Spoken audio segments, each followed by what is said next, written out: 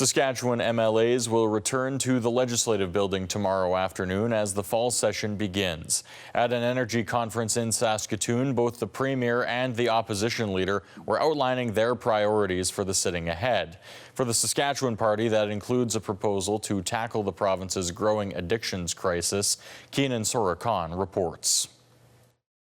Premier Scott Moe says involuntary addictions treatment spaces could be on the way. We see people that are not in a space where they can even make the responsible decision to enter a life of recovery. Called the Compassionate Care Act, Moe says the bill will be introduced this fall, but he didn't say how or when people would be placed in these spaces. We are going to provide them, at the direction of our enforcement officers and a panel, the opportunity to enter recovery, a life of recovery. The province announced a plan for homelessness and addictions in 2023, which added treatment spaces. The province also transitioned to a recovery-oriented system of care instead of the typical 28-day model, and that's a continued focus moving forward. And we're building that capacity, but you also need our enforcement officers to enforce the law. NDP leader Carla Beck said the province's plan needs more work and the advice of experts. I've watched these guys do this time and time again.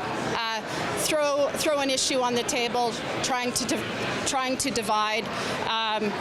Often the plans are not well thought out. On Monday, the NDP unveiled its own 5-point plan to combat addictions, which does include involuntary treatment as a last resort, but expands on areas the province has shifted away from since 2023. It also talks about harm reduction, also talks about the need for expansion of voluntary services, something we don't have right now. As Moe prepares his throne speech to launch the next legislative session, he warns recent economic uncertainty, tariffs, and the ongoing trade disputes with China and the United States will have an impact on federal and provincial budgets over the next 6 to 12 months.